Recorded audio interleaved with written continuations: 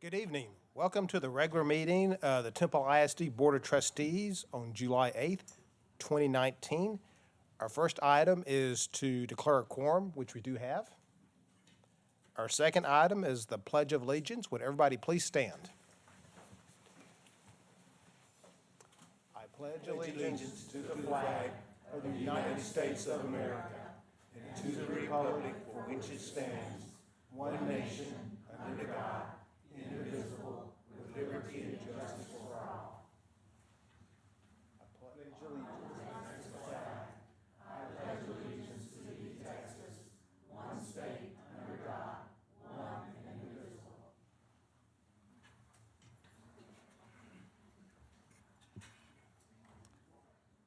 Item 3 is our public forum. We do have one person signed up. The board will now hear comments from those who have signed up. Each person may speak no more than 3 minutes. If there are several people speaking together on the same topic, we require that they express the same views and designate one person to speak. During this part of the meeting, the board will listen, but will not engage in dialogue or debate with the speakers.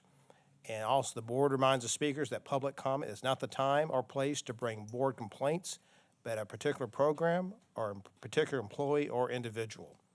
The board has adopted specific complaint policies and specific procedures for presenting these complaints. Tonight, we have Mr. Rayford Brown scheduled to speak. If you come up and please state your name and address for the record. Rayford Brown, 3702 Jaguar Trail, Western Hills, Temple. Dr. Ott, President of the Board, Mr. Posey, and other members and members of the audience. Public or government education. October 17, 1980, President Jimmy Carter officially violated Article 1, Section 8, and the 9th and 10th Amendments of the U.S. Constitution and stood up the Department of Education as a truly independent organization, and education became indoctrination. There used to be a struggle between educators on whether sound education and the 3 R's or changing children's core beliefs was a goal of government schools. There is no debate any longer. The one world government is being promoted by the Temple ISD. At the old building, you used to have flyers on the desk there that said, global education. Why did we have global education in the United States? Because we're denigrating American patriotic values in the interest of a global one world government. Note your flyer honoring global education and thus denigrating the U.S. With the highest per student spending in the world, we rank 14th in industrialized nations in reading. Baltimore, with nearly the highest per student spending in the country, had 0 students proficient in reading or math. Science is dedicated to brainwashing students in climate alarmism. From the mid-1600s to the 1800s, it was unthinkable to turn education curriculum about the state over to the state. It still is to a reasonable person. As I was standing out here with the prayer, it hit me that I feel a little bit like Peter must have felt when the cock crowed for the 3rd time and he had denied Jesus, when we have to stand in the hallway and we can't have a prayer in the public school. Also, the under God, we just said it in the Pledge of Allegiance twice. So it's we have really lost control of our school systems. But there is a solution, and it's legal in all 50 states. Home and Christian education. On the 13th of August, I've invited Alex Newman to come in and speak, and he will speak at the Methodist Church. There'll be more flyers, and you'll hear it on the radio as we announce it. And he wrote most of the articles in this book, Rescuing Our Children. And this is about if we leave our students, our children, to public education, they're going to turn them away. 85% of the children that graduate from high school and public education leave the church forever. we teach morals without a fundamental background, without any background or Mr. Brown. foundation under it. Your 3 minutes is up. Thank you. All right, item number 4 is the superintendent's recognitions. The first is the diploma presentation for Ashley Taylor. Would board members please come down front?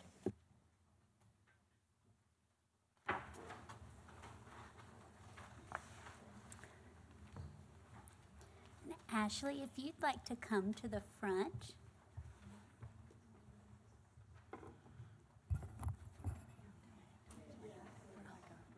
Now, if you want to stand up there, you can. Miss Davis is going to present her diploma, but you're welcome to stand up there. Sure, sure.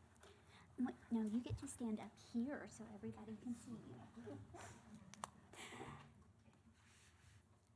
Temple High School senior Ashley Taylor was unable to attend her graduation ceremony on June 1st due to circumstances beyond her control. And it's with great joy today that we are able to present Ashley with her Temple High School diploma this evening. Ashley has been a stellar student who has been involved in multiple activities and organizations throughout her time with us in Temple ISD. She is passionate and committed, giving 100% to everything and everyone she comes in contact with. Ashley, I know this is not exactly how you envisioned this moment, but please know that Temple ISD believes in you, and we are so proud of all that you have accomplished and have yet to accomplish.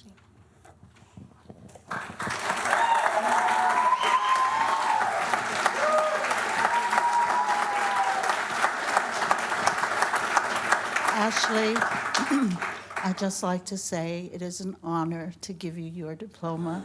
We're so happy that you're here with us, and our history goes back probably further than you know.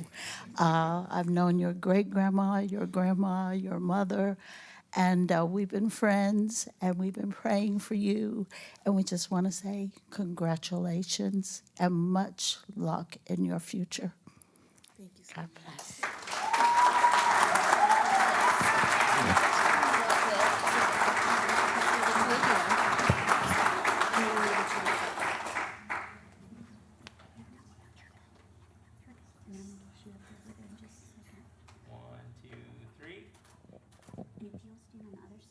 One more, and then Ashley will let you take a picture with the board. Ready, 1, 2, 3. Shake your hands, and then we'll take one more picture with all of them. Just like it is, right?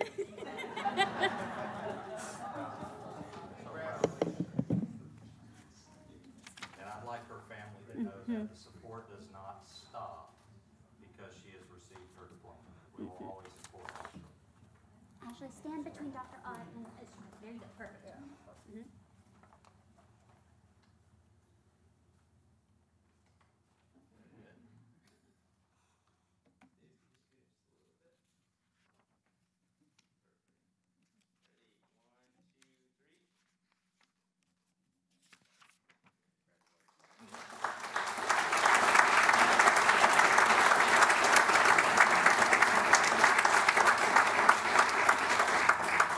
I'd like for Ashley to introduce her family. There's a family. So go ahead and introduce your, or, yeah, let's go with the mic. Yes, yes, yes, yes. She's very good behind the mic. Yes, she is. You can sing it.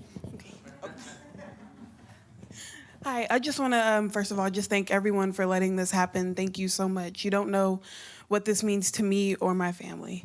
But this here recording, hello, is my mom.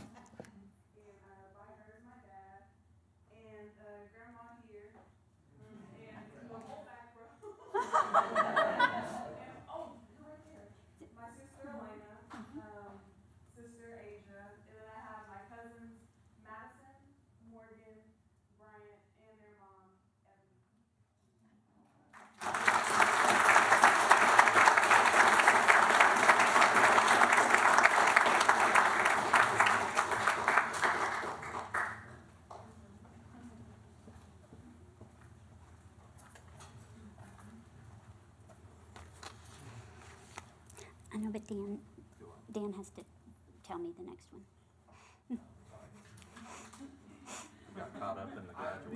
Friends of Temple ISD Award, Elliot Drummond. The Friends of Temple ISD Wildcat Award is designed to formally recognize high-level partners and individuals for their contributions to Temple ISD. Honorees of this award have been nominated and approved by the Temple ISD Board of Trustees. We are pleased to honor Elliot Germany this evening as the recipient of the Friends of Temple ISD Wildcat Award. Elliot has redefined what business partnerships can do to support our students. He is an inaugural member of the CTE Advisory Council, which brings area business and industry together to support our student programs. Through the I Challenge You project model, Elliot and panel specialists worked with Wildcat workforce students to design, build, and produce cost a furniture piece such as a dorm room desk, bed, or dresser. Elliot was an inaugural sponsor for the student recognition lunches celebrating most improved students across all programs and all grade levels, and PSI routinely leads the charge, demonstrating the many opportunities for partners to participate in positively impacting the lives of our students. In addition, Elliot has initiated furniture and equipment donations from PSI to support our CTE programs. He was also instrumental in providing CTE with a nested-based router, I'm not sure what that is, but and microvellum software that enabled students to produce up-to-date furniture pieces as well as other creative wood designs and projects. Elliot has also served on the board of the Temple Education Foundation. His commitment to supporting the district is immense, and his generosity is abounding. Elliot, on behalf of Temple ISD, we are pleased to honor you with the Friends of Temple ISD Wildcat Award. Oh,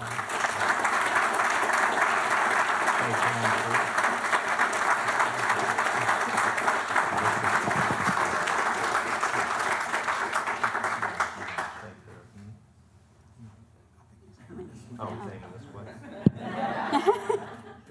Thanks for keeping me on. You can move with that now. And while Elliot shakes hands, I would just say, I think everybody in here knows Elliot. He is someone who leads from the front and behind the scenes. This is the gentleman who speaks to our students about the qualities they need in the workforce, but he's also the one that's folding every last chair at the TEF alumni banquet. He does it all and everything in between. And Elliot, on behalf of administration and board, we truly appreciate your partnership. Thank you so much. And before we take the group picture, I just want to say I have served for a number of years with Elliot on the Temple Education Foundation. You were the first at any event we had to show up, do the hard work. One of the last to leave, basically unsung, just pitched in with everybody else.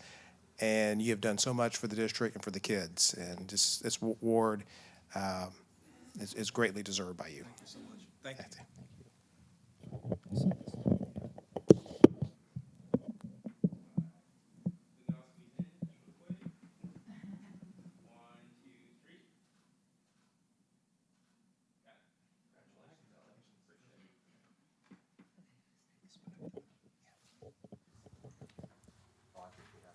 It's okay. We're just going to announce it. We're done. Yeah. We're good.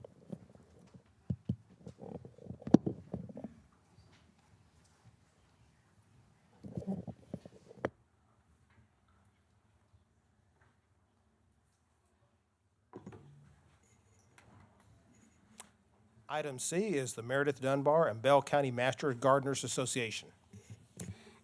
The Texas Master Gardener Association, in cooperation with Texas A&M AgriLife Extension Service and the Texas A&M University System, recognizes and presents awards for exemplary achievement. The Research Award recognizes a project with applied scientific methodology that supports the teaching and learning process. We are pleased to recognize the Bell County Master Gardener Association and Meredith Dunbar Early Childhood Academy, who placed second in the state for their collaboration on a research project titled Seeds Starting in Egg Pods versus Newspaper Pods. We are truly grateful for this partnership with Bell County Master Gardener Association and all that they have done to support our youngest learners in Temple. And we have had a couple of different opportunities to recognize the Bell County Master Gardeners Association, but we were not able to do that in this forum. And so we did want to recognize this achievement, and this award was received earlier in the year. But Nikki Murphy, the new principal at Meredith Dunbar, is here. And so thank you, Nikki. And I know that the work with Bell County Master Gardeners Association will continue. So thank you very much.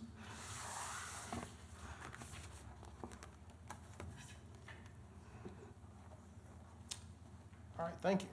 Item 5 is executive hires. Mr. Palmer.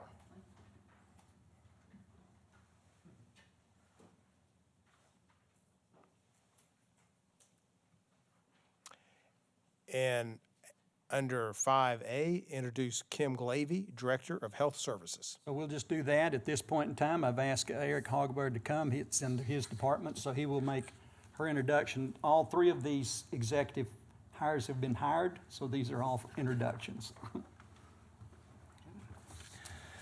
At the February 11th, 2019 board meeting, Kim Glavey was approved to serve as the Director of Health Services for the 2019-2020 school year, replacing the retiring Andy Haynes.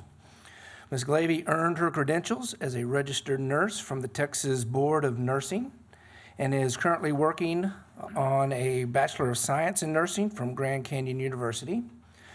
Ms. Glavey has experience as a nurse in both Minnesota and Texas, including Baylor Scott and White, for over 19 years and has provided care in acute, chronic, and long-term settings, including pediatrics. And for the past 8 years, she has served the students and staff of our district, primarily at Travis Science Academy and Scott Elementary. Ms. Glavey is a well-respected member of our team and started her new role on July 1st, 2019, which was last Monday. So it's going.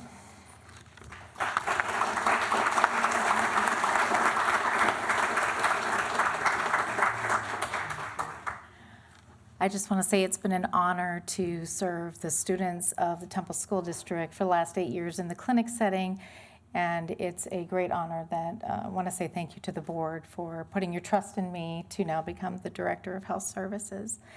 I want to also make a shout out to all my nursing staff. They have been instrumental with my journey here, and they are an amazing crew of nurses. I also want to say thank you to my family. They were here to support me. My parents got stuck in the storm, so they're not here, but a shout out to my parents who tried. My husband of 30 years, Kevin, he's right back there. We have 3 daughters and 7 grandchildren. My oldest daughter, Clarisha, is here today with her oldest son, Malik. And her other 3 children are at home right now with chicken pox. So they're home with Daddy. We have 2 other daughters. One is stationed at Fort Rucker, Alabama, and she is married to her husband, Michael. Her name is Katrina, and they have 3 beautiful children, Gabriel, Carlisle, and Lincoln. And they're going to be stationed at Fort Hood, and they'll be starting at Scott Elementary this fall. So we're excited. So thank you once again for approving their transfer in advance.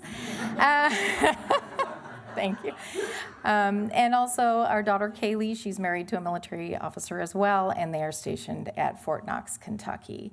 Over the course of my last 8 years working for Temple, I've realized how important it is for the nurses here in the district.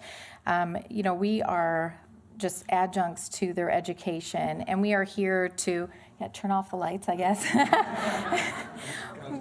We're just here to help promote their overall success through healthy lifestyles and healthy living. We're often called upon to do teaching in the classroom. We are also often called upon to be the liaisons between students, their parents, the teachers, counselors, community, and especially physicians. And my goal is to continue building that foundation and that relationship with everyone to promote better services for the kids, both in and out of the classroom. It is a humbling and an honor to take the place of Miss Andy Haynes. She has been my mentor and my friend. And it's also, once again, I have to say, a shout out to the TISD nurses. You have a very dedicated crew of very well-educated nurses, and we are here to service the kids in any way we can. Thank you again for the opportunity. I really appreciate it.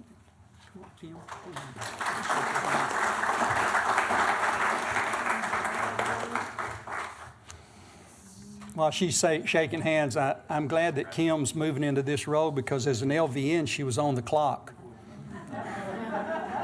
Now she's not on the clock anymore. She can work as long as she wants to. So, but I do remember she was a hard one to get to go home in the evenings. Item B is introduce Kevin Crumpite, principal, Edwards Academy. Okay, I have the honor of doing that one, so we'll make this introduction and save this one for tonight. The campus committee from Fred Edwards Academy, including Franklin Ankron, Casey Lowry, Thomas Hunter, Lauren Pruitt, Shawnita Weston, Virginia Yarborough, Kimberly Balcom, come on up, Kevin, Renata Rogers, Jenny Matheson, and Dr. Karen Morgan selected 6 candidates to interview from a field of 20 applicants. After interviews on June 12th of 2019, the committee sent 3 names to the senior leadership team. And on June 17th, 2019, the SLT interviewed the finalists and selected Kevin Crumpite as the new principal at Edwards Academy. It says pending board approval, but that's already happened, so we'll skip that one. Mr. Crumpite graduated from Hardin-Simmons University with a BBA in accounting and then earned a teaching certificate from Baylor University in 2006. Kevin added his master's of education from Tarleton State University. Mr. Crumpite taught and coached at Wichita Falls and Georgetown before coming to Temple High School in 1994, and he's currently assistant principal at Temple High School and has worked closely with Edwards Academy actually over the several years in transitioning students to Edwards. Mr. Crumpite has a total of 29 years in working with high school students, with the past 24 being here in Temple. He is a graduate of Temple High School, played both soccer and football. Kicker? Yeah, you kick, yeah. And there's some special one you kicked, I remember that. Louisville. Louisville, okay. His years as, he played football when he was here. Kevin will now lead the Edwards campus in its first year at the newly remodeled facility at Freeman Heights. So, Kevin, appreciate you and congratulations. Thank you.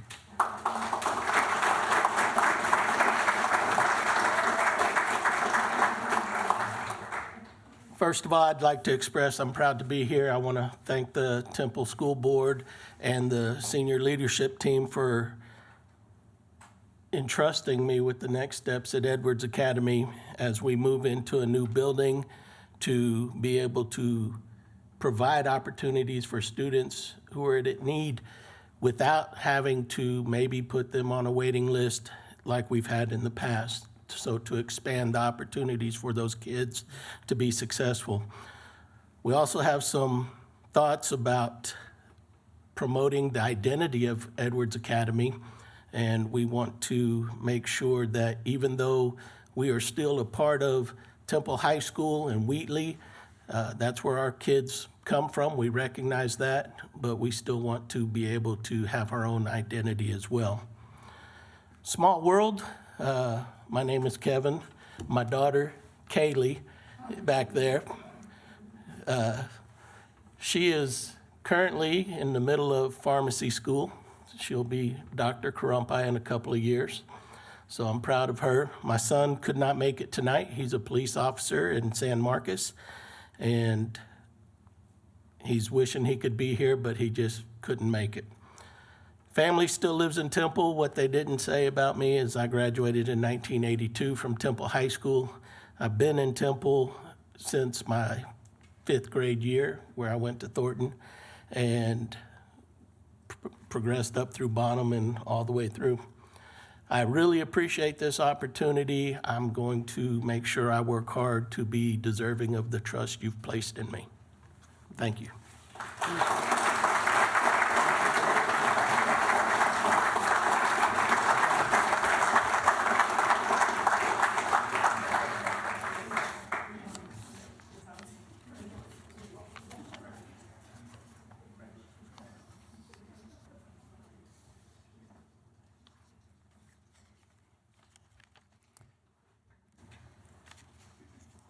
Our third introduction.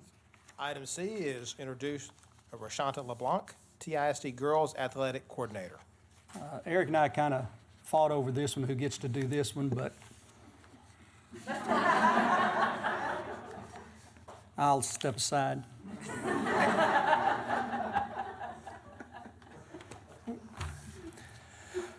The interview committee, consisting of Scott Stewart, Steve Prentice, Renata Rogers, Candace Martin, and Eric Hageberg, selected Rayshante LeBlanc for the position of Girls Athletic Coordinator. This position will be responsible for all girls' programs, including such duties as developing a gender equity facilities plan and ensuring a constant level of support and oversight for girls' athletics at the middle and high school levels. This includes the areas of personnel, budget, and related student services. Coach LeBlanc received her Bachelor of Science in General Business Administration from Louisiana State University in 2008. In 2018, she obtained a Master's of Education with concentration in Sports Administration from Concordia University, Texas. At LSU, Coach LeBlanc participated on a women's basketball team that won 3 SEC championships and competed in 4 Final Fours.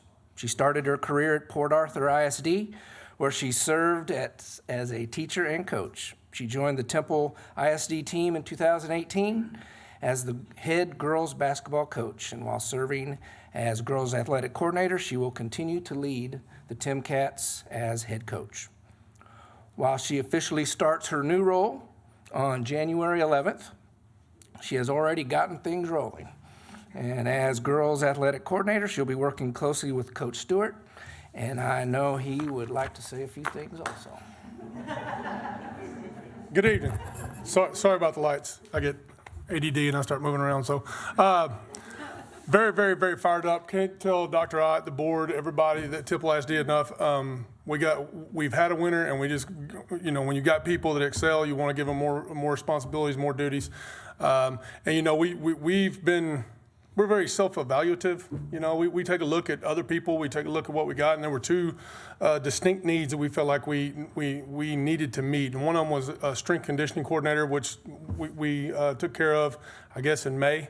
And then this process, which I think is desperately needed. I don't think anything's out of accordance, but just to have somebody full-time over there. She's going to continue to be a full-time teacher. She's going to continue to be the head basketball coach, but we moved her to an administrative contract and got some stipend money over there to support her in this new role. So again, just the experience. She's a woman of few words, but I mean she's one of the most intelligent, one of the most hardworking.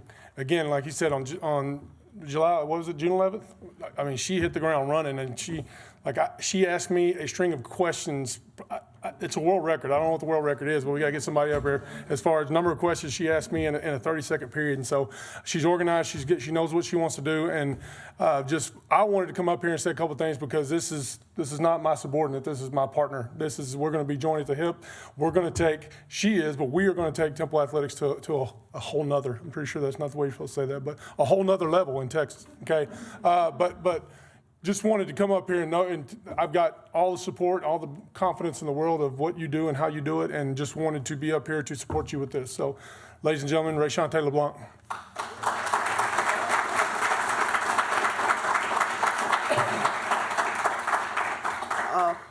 Good evening. First of all, I would like to thank the board for approving this position, the interview committee for trusting me with the position, my family for their support. They're not able to be here due to a death in the family, so I just got in late last night from that. So I'm excited about the position. I'm excited about being here in Temple. I also want to thank my fellow coaches here who came out to support me for this. So again, I'm excited. My vision for this position here is to involve the entire community in the success of the athletic program. And I also would like for us to be become a model program for transformation of girl high school athletics in the state of Texas. So I want people to come to us and say, hey, what are Temple girls doing over there? Why are they so successful? And so just a model program for that. Again, I'm excited. I thank you. I'm ready. I already hit the ground running, but I'm ready to continue to do that. Again, thank you for your support. And as Coach said, I'm not a person of many words. I'm kind of straight to the point. So again, thank you.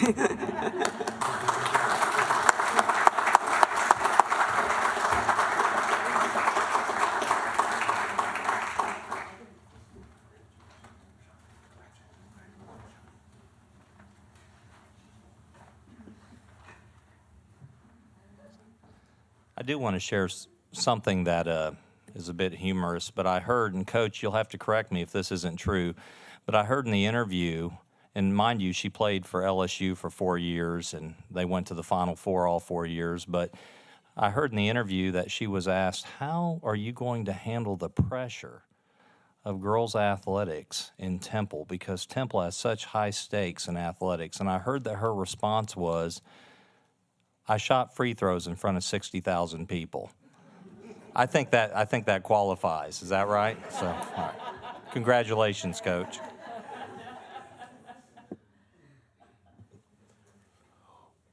Again, congratulations on this appointment. If you're here and the item has already been called up, if you'd like to leave, feel free to do so. We'd also welcome you to stay if you want to also. So if you need to leave, that's fine too.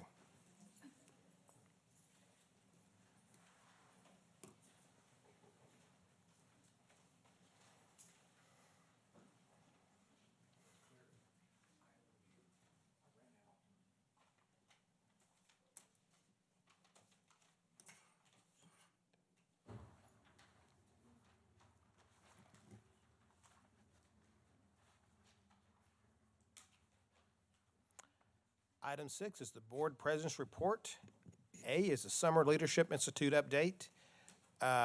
Virginia Suarez, Linnell Davis, and Shannon Myers attended the Summer Leadership Institute in San Antonio, June 13th through 15th, 2019, and Fort Worth, June 20th to 22nd, 2019. And I'll ask each one of them to provide a brief update on their attendance at the conference and some points they want the board and the public to hear. Virginia, you want to start off?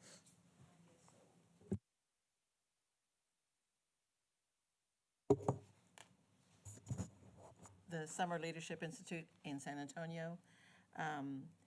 And I hadn't been to one of these sessions in a few years, but this one, I attended several sessions that were very informative and kind of got me excited about things that I could bring back and share. My only problem with it is that everything has gone electronic now, so I haven't been able to download copies of the presentations yet.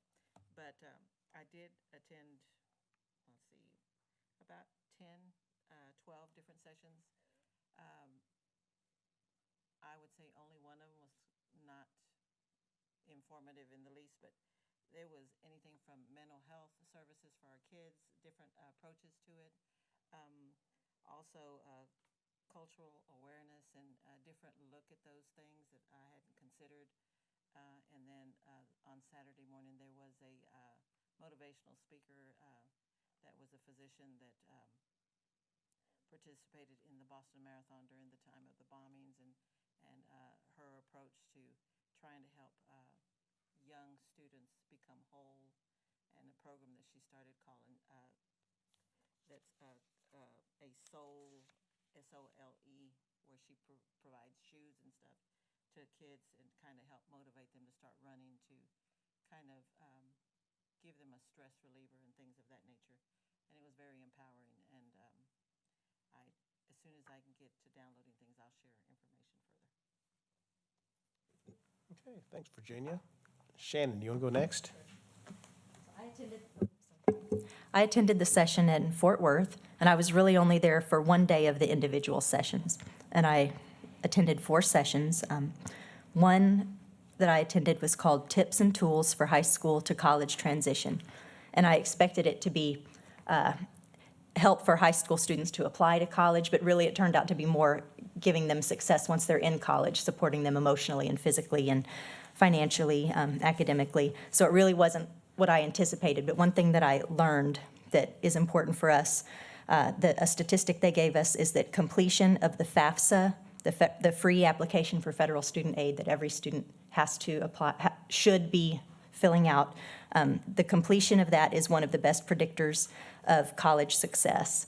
And that, I liked hearing that, because the high school is starting to give an effort, again, revive an effort to really help kids applying for college, and they have focused on that.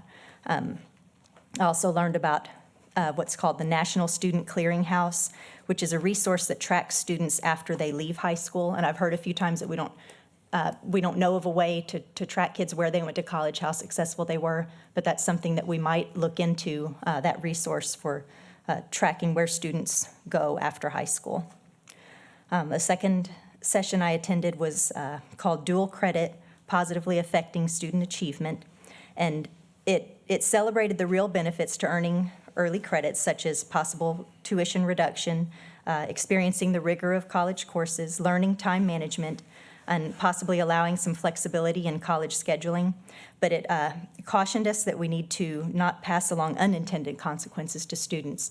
And it really talked about how programs that were developed a long time ago, just things are changing at the college level.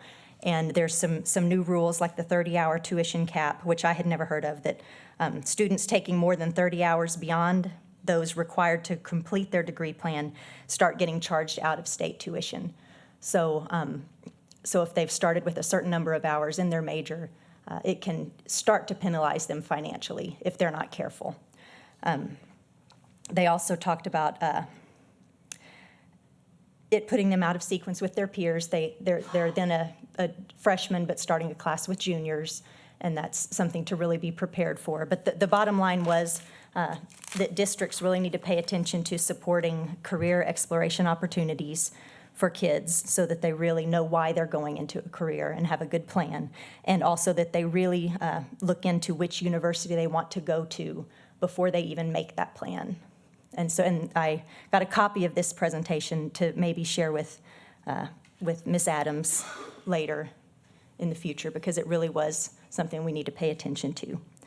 I went to one called Strength of Diverse Families, and this was really more of a sharing session where we talked about the strengths of having diversity in your district, and then some of the challenges and the ways that districts can overcome these challenges. And some examples were having family nights, providing meal assistance, mentor programs, providing interpreters, and they suggested that we continually evaluate our programs to ensure that they're interactive and relevant to all families.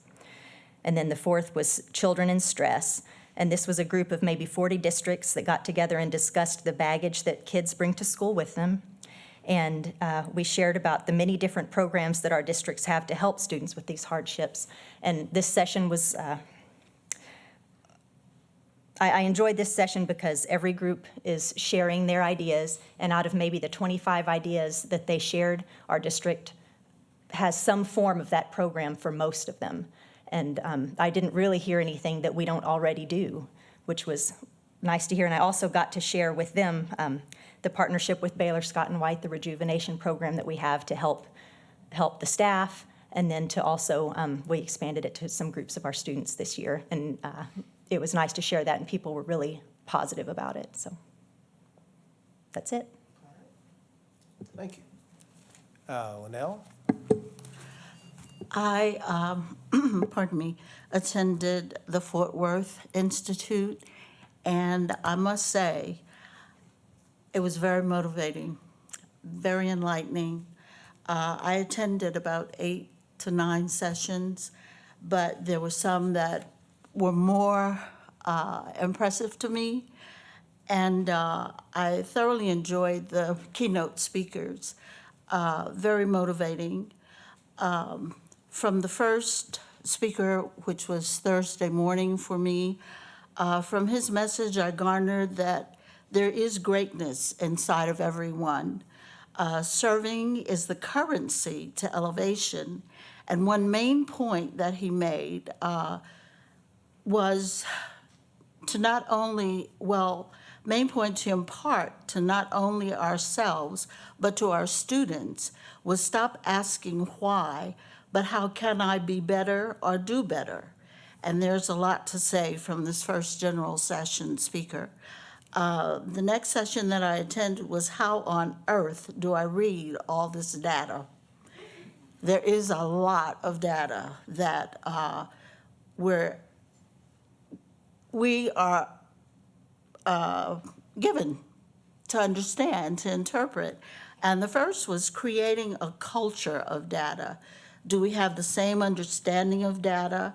Are we on the same page, meaning administrators, teachers? And what are the expectations from our students' performances? also look at Senate Bill 1566 to understand student academic performance. What are our top 3 data sources? And the other was to have the vocabulary of data, and that was very important. But board members should look at trends. Are our numbers greater or lower than our state's numbers? And that was that session, data. The next was building a stronger governance model through neighborhood platicas. Now, my question was, what is platica? This school district represented was Edgewood ISD in San Antonio. And through some research that I did and talking with Dr. Ott, found out that they had gone through quite a bit in the early 70s with their district. But to make it short, platica is to talk or have a conversation, but not just a conversation, but a face-to-face conversation. And what had happened, the community had fallen out of confidence. They had no confidence in their administrators and the superintendent and the board because of what had happened through TEA, closing some of their schools.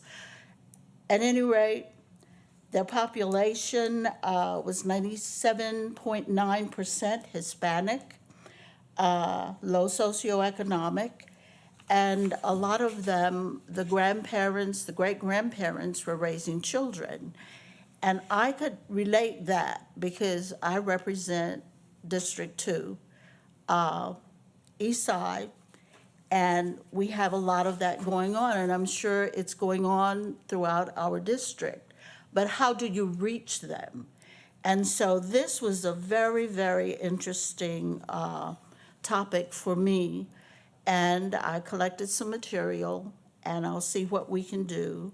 But it's a face-to-face, and I was impressed because even the police chief from their district was there at the Institute, and he's a vital part of, participating and pulling the community together.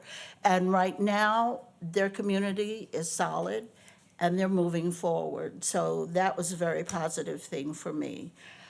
Friday, our speaker was had another powerful message. He suggested we look at Freddie Gray's arrest on YouTube. Now, I haven't checked that out yet, but I will eventually. He said that some of the best ways to support our children is, one, start with the homes, which ties into Edgewood for me. Community and teachers are very important. We're all products of our expectations. If we have no hope for our futures as children, then we become hopeless as adults. We must advocate for our public schools. This is where our future lies. And my last was the Boston Marathon runner, motivational speaker, Dr. Stavas, pediatrician, Boston Marathon participant, and she ran the Boston Marathon with a broken foot. And when the bombings, she ran in to take care of whoever might have been wounded, neglected self, didn't think about self, and went in. She has a book coming out called Soul on Soul, and I think Virginia mentioned that. It's SOLE on SOUL. And this book, the running shoes, her parents got her because it was before the diagnosis of ADHD. And she had so much energy. She bounced off the walls. So when she came in from school, they had a pair of running shoes for her, and she was from Nebraska. And we know Nebraska is country. And they told her, put these shoes on, run around your block. Well, she had a diagram of her block. It was huge. And they told her, when you finish running, come home. She was able to do her homework, eat her dinner calmly. So her theory, pardon me, and she has put it into practice. If you give troubled kids, get them involved in situations like running, they burn up that energy and you're able to work with them. And she did. She mentored a student from a troubled background and had him participate, because with training, she got him involved in the Boston Marathon. Very successful. But she inspires her audience to run towards the unpredictable situations they face in a world full of disruption and uncertainty. And we have to keep an eye on her upcoming book, because Soul to Soul, about the transformative power that running has on high-risk youth, a simple solution to the complicated problem of childhood poverty and violence. So this is a book that should be very helpful.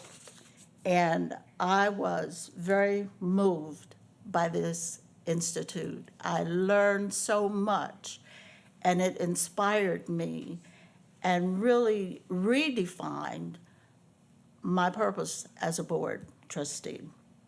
So I thank you for letting me attend. Thank you all for those updates from the leadership conference. Item B is consideration for approval of the TISD board operating procedures. I know that the procedures are in our packet. You reviewed them. There was one addition made. Now it's 5 TISD departments, and communications was added to that. There were no other changes requested. So if, with that, this does require a motion to approve. I make a motion to approve. Motion by Mrs. Myers, I second the motion. seconded by Mrs. Davis. All in favor signify by saying aye. Aye. The ayes have it. Thank you. Any C is future items discussion. Any items that you wish to bring up in future board meetings? Okay. D is important dates, and Dr. Ott. Thank you, Mr. Posey. I will start with this Wednesday, the Central Texas Education Summit, 11:30. It will be held at the UMHB McLean Great Hall. Our Commissioner of Education will be the speaker, and he's going to give an update on the conclusion of the 86th legislative session. And as an aside, he will also be at our high school that morning, and we will be giving him a tour of the Career Tech Center.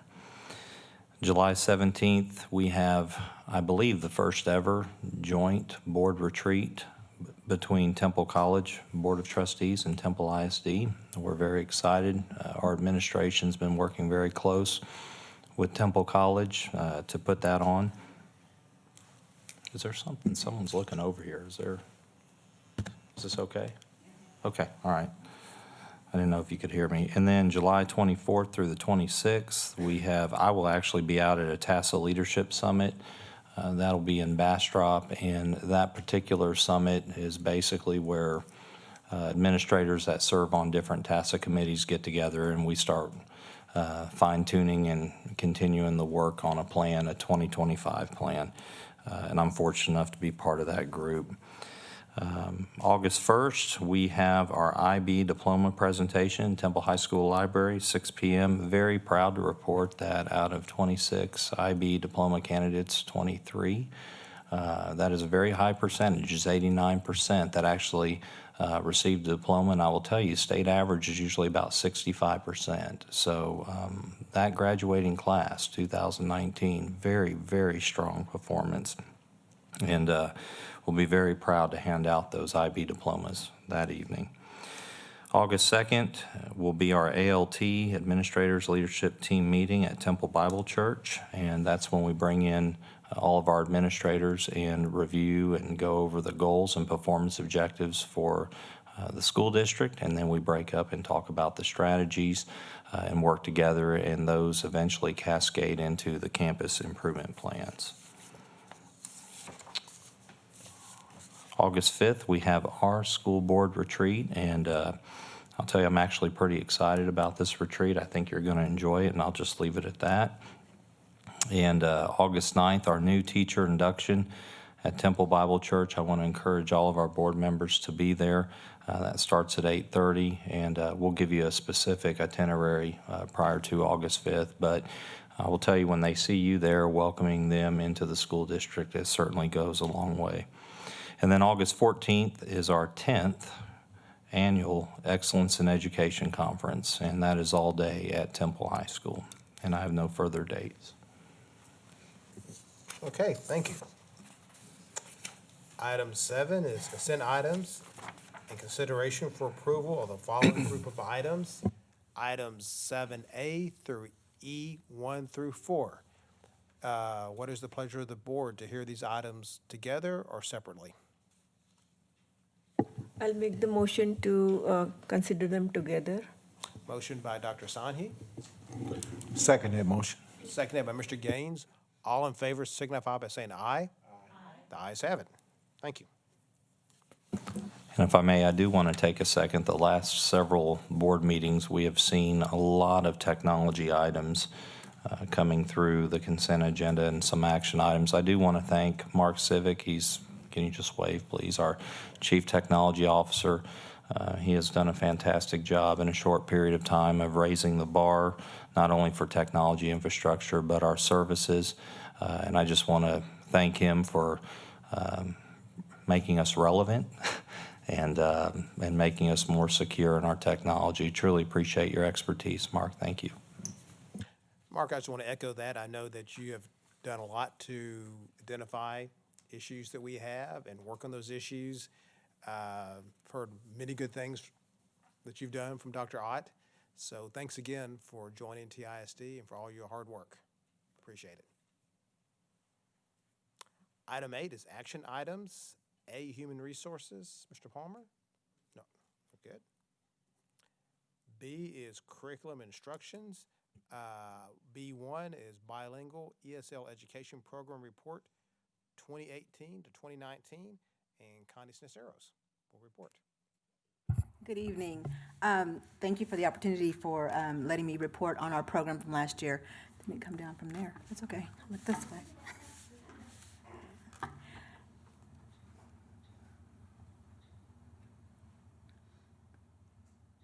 It's okay.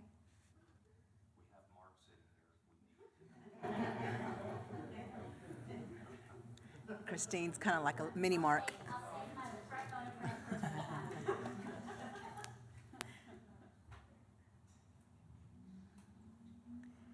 We had a really full year last year and the year before, and we look forward to another really full year this year. Do you move it? Okay, move. We have two different program types. We have a transitional bilingual and an ESL program. The transitional bilingual program, we have what's called a late program. We have that at Thornton and Garcia, and our pre-K as well. And the reason we have that as a late program is because it allows students to stay in the program a little longer if they haven't quite achieved. We don't rush them to come out of the program so that they need to test in Spanish, they can. The ESL program is mainly, it's in pre-K through 12th grade, but in pre-K through 5th grade, the only ones that usually go in there are kids that are non-Spanish speakers or kids that are parent denials. And then we have that in all grade levels in middle school and high school as well. This is just the definitions of the different program. This is just a template that I have to use from the state, so that's there for your reading enjoyment. And same thing with the ESL content-based and the pullout. We do have newcomer programs, and we have that at Bonneman at the high school. And we've had that there for several years, and we've been very fortunate to have that there because it's very helpful for our kids that are recent immigrants to Temple ISD. And our kids that come as recent immigrants, they can go to Bonham or the high school and stay in not necessarily a self-contained classroom, but they can take several periods, 2 to 3 periods a day with the same teacher. So it's kind of more of like a self-contained, more than as if they were just coming in just straight in and have to go to 8 different periods a day. So they build rapport with the teacher and they keep them, and they can get their lessons that way as well. We have lots of students enrolled, and we are really good contributors to our enrollment in Temple ISD with our population. And we are really excited about pre-K expanding because I can foresee our kids our program growing as well with pre-K being full day. Again, due to this great growth, we have been very innovative and creative in building capacity in our staff. We have EL contacts, which primarily are composed of assistant principals, and they are kind of our go-between between the department and the schools. And we meet with them several times a year, and we go through the different updates and laws and LPACs and just different things that we have to do. So it keeps us a good, clean streamline between the department and the campuses, and so that's very helpful. They're our point of contact. In addition, we've been very aggressive in getting ESL teacher certified, and I've offered several training opportunities for teachers to come in and do some classes. We have tested and tested and tested. Every test that we give students, they can take an average about 45 minutes per student because it has to be an individualized test. This year we had 168 kids come in brand new, and 98% of them qualified. So that's a lot of kids to test. Texas is going to change their testing procedures and the test that we're actually using in August, and it's going to be a brand new test to us, which we've already received and are receiving training on. Our district TELPAS reports across the district, we are actually increasing. There's some growth, steady growth that's being seen over time, especially between the beginning levels and to intermediate. And we are increasing these scores as an area of focus for the district. One way of that we're going to do this is through our early literacy focus, because that's been key in adding the strategies and to enhance our language acquisition with our students. A number of students exited every year. This number seems to be shrinking a little bit, and that's because it's getting harder to exit students, and we now call it reclassify. So it's getting harder to reclassify students due to state regulations. And this is our culprit. This is why we can't exit them, because they have strenuous things that they have to go through. We use TELPAS and our oral language proficiency to reclassify. Students must be at advanced high in all levels and pass the reading parts of the reading star without any language accommodations. So that's difficult from some of our kids. We jumped one too many? No? Okay, well, anyway. No, we didn't, sorry. This is our professional development, and the bolded ones just mean that those are the ones that we actually provided exchange days for. So we've done a lot of professional development, and there's some more professional development. If you ever need professional development ESL, just let me know. And a lot of this has been done at the campus level, individualized and small group. I'll do whatever the teachers need. I'm very flexible. As far as STAR results, growth was made in 16 of the 22 areas. We increased significant gains in reading, writing, English 1, English 2, and U.S. history. And that's really big, especially for the high school, because U.S. history is not usually their history, because if they're coming from another country, they have their own history, and this is brand new to them. So that's really big for us. We have been staged with PBMAS, and our goal is to be a 0, and we've progressed from a 3 to a 2, and then we've been 1 for the last 2 years. I don't know what our prediction is for this year. We're changing the way that they're going to measure us for next year. We do provide a couple of parental involvement opportunities for our parents, and we provide them usually here at this or in central location. That's been very well attended.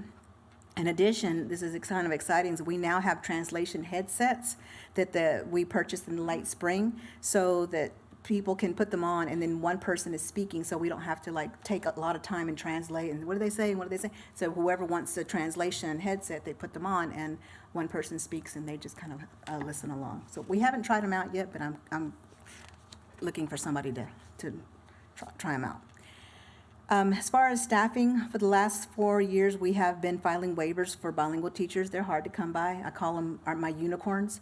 They really are hard to come by sometimes because of all of the different testing that's involved, and it's just getting harder for them to pass tests due to the testing. Due to the changes in law this past July, we'll have to be even more aggressive in obtaining ESL certified teachers because all students need to be taught by an ESL certified teacher, English language arts. And so that's becoming, that's something we have to work toward. Yes. Mm-hmm. One of our sister districts this past week added a $5,000 stipend for their bilingual teachers so that they would not leave the district.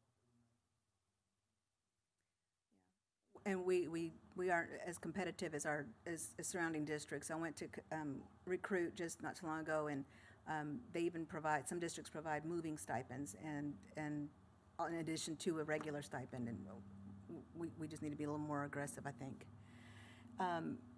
As far as recruiting, we do a lot of recruiting, and not necessarily me. Of course, it's the HR department, and I am invited or offered the opportunity to go to a couple of them, and I do go.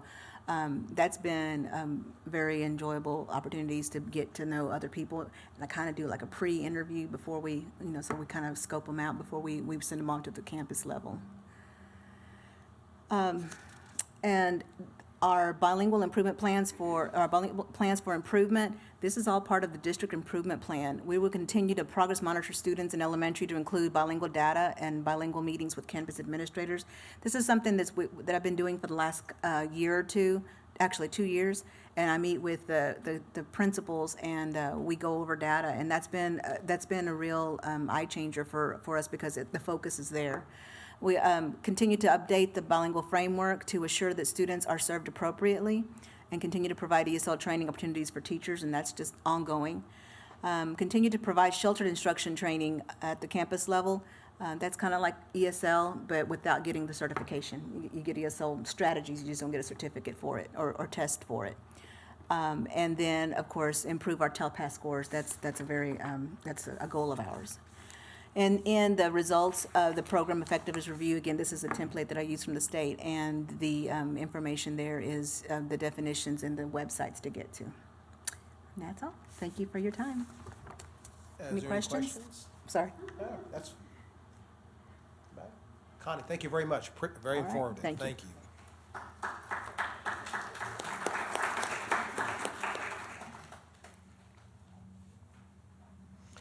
Item C is finance and facilities, and no items under that. D is student services. D1, review and discuss the 2019-2020 Temple ISD parent and student handbooks. Mr. Hagenberg. We're fine. Each school year, the district updates its parent and student handbooks with the assistance of campus administration and district administrators. We have 2 handbooks with, for the most part, the same information, except that one is tailored for elementary campuses and the other is tailored for secondary ones. These handbooks are designed to provide basic information that parents and students might need during the school year, from parental rights, attendance, dress code, to health-related matters. These are just a general reference only. Since these handbooks are not required to be formally approved, board policy and the student code of conduct take precedent in case there's any discrepancies.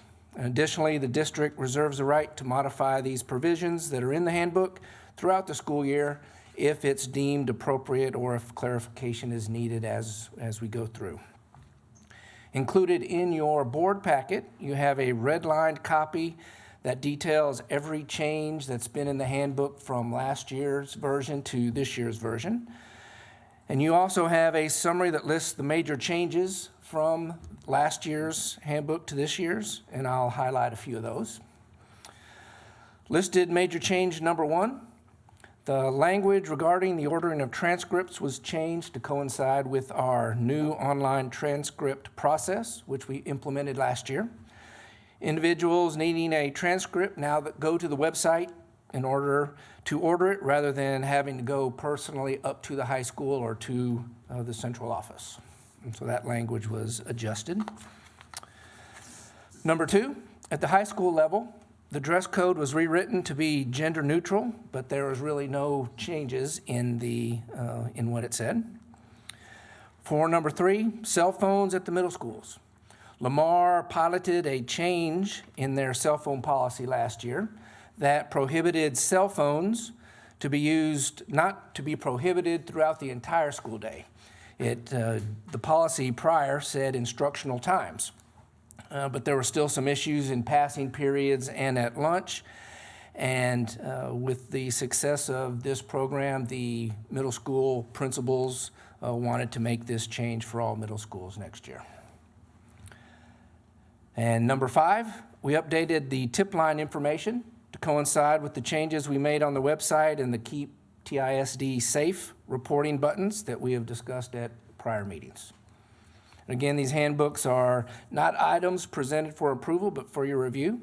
And do we have any questions regarding the highlighted changes, any changes in the handbook? Does anybody have any questions for Eric? All right, thank you very much. Appreciate that report. E is board committee reports. The facilities committee update. Meeting was held June 27th, 2019 at 4 p.m. Mr. Gaines? Thank you, Mr. Posey. Board Facility Committee met on June 27, 2019 at Scott Elementary. The committee discussed the following pieces of property: potential sale of property adjacent to Kennedy Powell. The committee discussed the possibility of selling 40 linear foot along the easternmost property line of the campus. The committee also authorized the administration to pursue the sale as long as three conditions are met. First, the new development must include a sidewalk that connects the new homes to the future walk trails to the campus. Second, the district must be granted drainage easement to the nearest detention pond. And third, the fencing along the property line must be durable and sturdy. The administration will bring the items to the full board for consideration once the formal appraisal of property has been received. Potential purchase of property adjacent to the auxiliary service complex. The committee discussed the potential of purchasing a lot on South 7th Street adjacent to the recently acquired property on South 5th Street. The committee authorized the administration to contact the owner to begin negotiations. The administration will update the committee on the future meeting. Project updates. Stantec provided a brief update on the auxiliary service master planning process. More information will be presented in future meetings as the plan gets refined. The committee also provided construction updates on THS Fine Arts and Lamar projects. Both projects are on schedule and will be completed in the summer of 2020. Both projects are within budget. We toured Scott Elementary and Travis Cafeteria. The committee toured the new additions and the renovated areas of Scott Elementary. All work is nearing completion and will be ready for occupation in time for school to start in August. Committee members travel to Travis Academy to tour the new dining area there.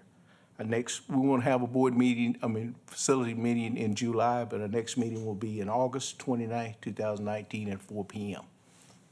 Thank you. Okay, any questions for Mr. Gaines? Thank you, Ronnie. Item 2 is policy committee update. Meeting was held on June 26, 2019 at 4 p.m. Mrs. Davis. The meeting was called to order at 4 p.m. Ms. Kaylin Vaden presented the annual review of the investment policy and investment strategies. She discussed annual training, the quarterly reports, and authorized investments. She did not recommend any changes to CDA local at this time. The committee continued its work on CW local, naming of facilities. The difference between placing this information in local policy versus administrative guidelines was discussed. The committee decided that local policy was most appropriate for Temple ISD. Mr. Hagelberg reviewed the major changes to the parent and student handbooks. These are, he presented them this evening. No need for formal approval from the board. Next month, Shannon Myers will be a member of the Facilities Committee, and Dan Posey will join the Policy Committee. Meeting adjourned at 5:02 p.m. There will be no Policy Committee meeting in July. The next meeting will be Wednesday, August 28th at 4 p.m. Any That's it. questions? Thank you, Mrs. Davis. And again, just a reminder, our new committee assignments will start at the August board meetings. There being no further items to consider, the meeting is adjourned. Thank you very much for attending tonight.